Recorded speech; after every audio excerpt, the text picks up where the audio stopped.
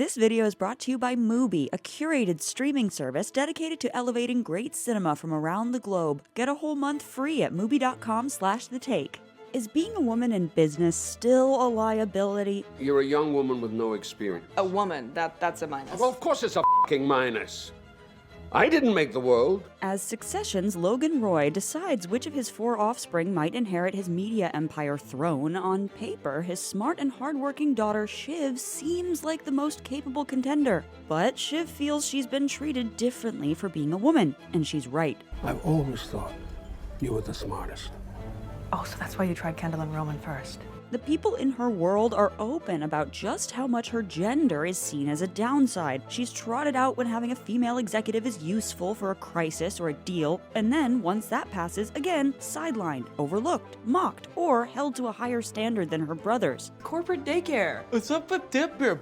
That's not a good retort. Don't f***ing laugh at that. Yeah, In case you want it in writing. But Succession does a great job of dealing with not just how the woman dynamics realistically play out around Shiv, but also how they've shaped her psychologically. Due to the biases around her, Shiv gets less training from a young age, so at first, she isn't as ready to manage as her brothers. You can't blame her for her lack of experience. Well, sure you can. Just watch. You'll get the hang of it soon enough.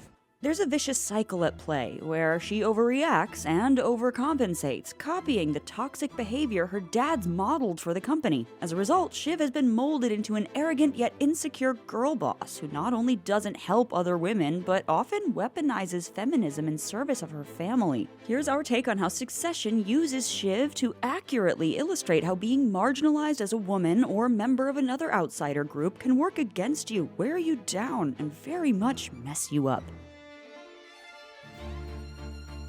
Shiv Roy shows how, contrary to how much of today's rhetoric, being a woman near the top of many work cultures is still an obstacle, but there are a lot of complicated reasons why. Don't get us wrong, as an individual, Shiv has plenty of flaws and isn't that likable. Rhea is right when she says, Shiv thinks she's smarter than she is.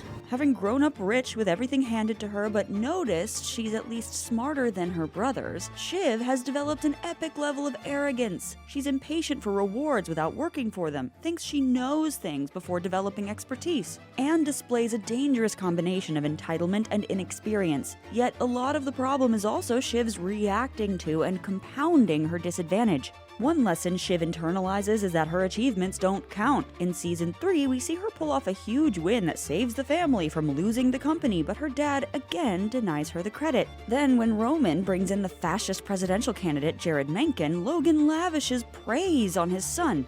You did good this weekend, son. And there's a vicious cycle at play for Shiv. The more she feels she has to prove herself and doesn't get validation, the more she feels defensive, desperate to get recognition, rather than open to receiving the training and experience she actually needs. Roman COO, you have a toddler with a hard-on for chief operating officer, and I'm going through a management training program? Shiv then gets in her way in numerous work interactions by overcompensating. Like many ambitious female precursors, going back to Lady Macbeth's doomed quest to unsex herself, she feels she has to act more like a tough guy with big energy than even the boys do. But this act doesn't get her respect from the men around her, who generally don't like the level of brash assertiveness from a female executive that they tolerate in a male one. Carl's not happy with your level of input. Oh, okay. Well, him, right? I don't need another toothache. Logan tends to keep Shiv more behind the scenes than her brothers, and then, even when her father does put her in formal positions of power, like when he privately chooses her as his heir or installs her as president, it's not long before he undermines that by freezing her out, having secret interactions with her brothers about major business, not backing her up, or letting her know she's on thin ice if she ever makes an error. Well, you okayed me to go in there and kick some ass, and I barely... I gave you a destination. I can't walk you there, okay? This situation, repeated over and over, has made Shiv both resentful and deeply insecure. Initially, even Shiv herself doesn't really think becoming the CEO is a possibility, so she looks to her husband, Tom, to rise in the company. Like her siblings, she's been falsely empowered by her wealth to view herself baselessly as above others, but because of her gender, she's been shamed by her father into a state where she views herself as below. As therapist Tammy Nelson told The Cut, Shiv's performance of confidence is, quote, based on sort of the internal hill of sand because she's not confident about herself as a woman and as a worker. She looks to her father to feel confident, and when she does get moments to lead, she sometimes chokes, loses control, and makes a big gaffe. Sometimes I think you just need a good old-fashioned dinosaur call. And who's the big T-Rex in your sights? Oh, no, Or fails to summon the confidence to meet challenges decisively. It's the sort of tough choice people need to be able to make. People who would be very senior people. I can't choose, Dad. So if we look deeper, we can see how much Shiv and her flaws have been shaped and exacerbated by her culture's hostility toward her being a woman. In a work context, she's expected at various points to compensate for being a woman, act like she's not, use it, and sell her gender out in order to get ahead in this world. She's put at the forefront whenever there's a sensitive crisis involving women or progressive issues, culminating in her talking a sexual abuse victim out of testifying against her family. And of course, those favors where she has to disown her womanness aren't even remembered. So in order to prove to her family that her being a woman isn't an issue, she's not even allowed to truly be one. From childhood, Shiv felt the main female model in her family, her cruel mother, was grotesque. You were my onion. You are my onion. When her mother isn't physically absent, she's emotionally violent to Shiv. Truth is, I probably should never have had children. Shiv has inherited some of this, even while trying to reject her mother and more consciously modeling herself on her narcissistic, bullying father. Yeah, we get it already. Stop moaning about the rapes. The toxic male behavior she's learned to ape from her dad and the company is taken to an extreme in her most intimate personal relationship. She becomes a bully in her relationship with her husband Tom, making him into her punching bag, just as everyone in the Roy media empire falls somewhere on the abusive hierarchy, receiving pain from the higher-ups and passing it down. You're not good enough for me. No, I'm way out of your f***ing league. And because of the way Shiv has mistreated Tom and based their relationship on inequality, That's why Maybe.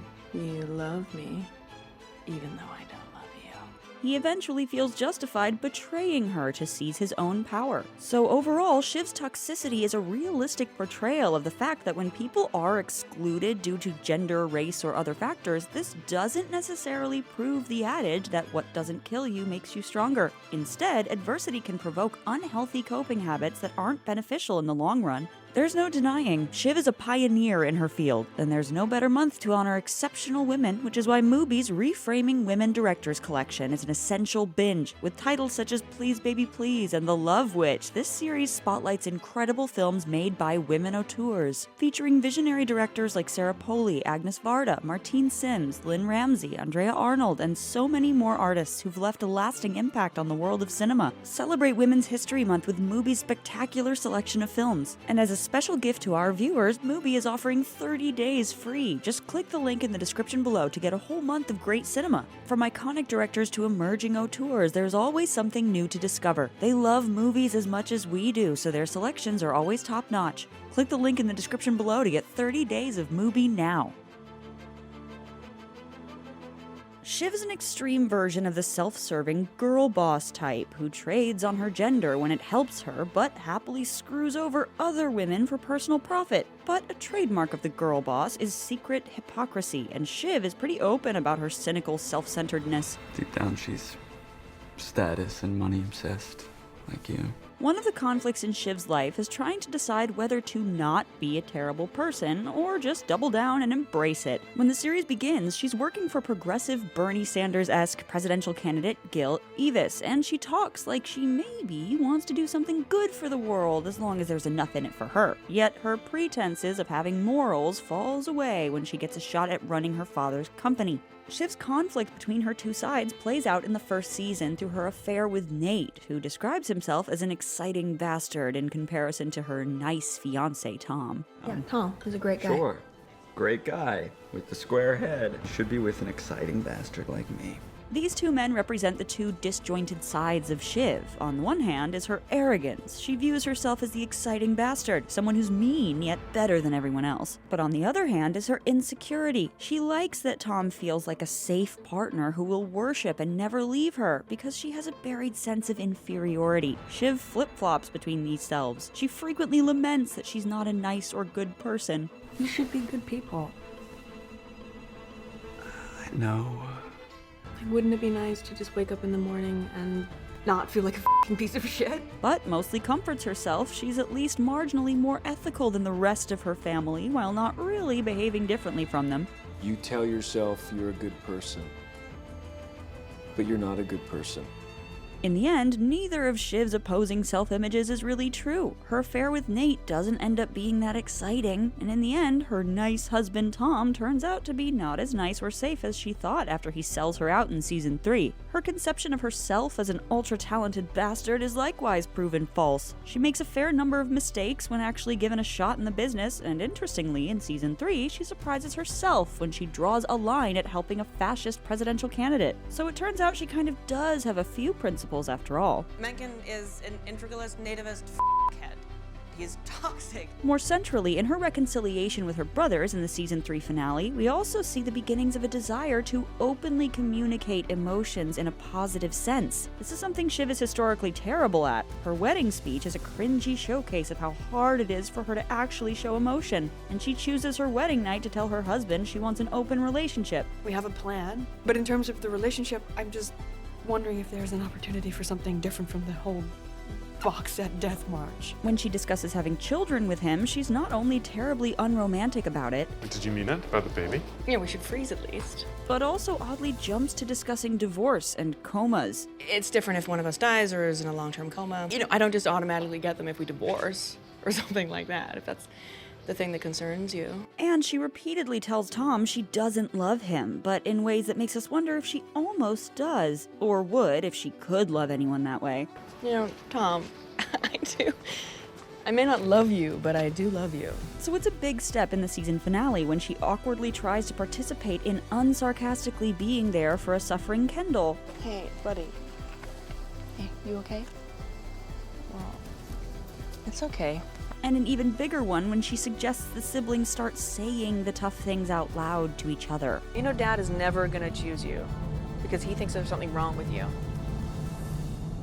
And I'm sorry, but maybe it's time that we said these things to each other. As the siblings try for the first time to truly band together into season 4, not creating a binary between niceness and ambition could be Shiv's only chance to transcend her self-destructive pattern of being both hyper-arrogant and hyper-insecure. Her road to becoming a more mature and actually more successful adult may be tapping into that nice side of her, but not as a compromise or a settling the way she's always seen it. She just needs to have some equal human relationships, which can be both loving and honest. Shiv has to learn not to base her self-esteem on the approval of her father, the ultimate patriarchal figure who will never be able to see her separate from the minus of her being a woman. She can't help how her world sees her gender, but she can potentially learn to stop making the woman thing become an extra problem to herself.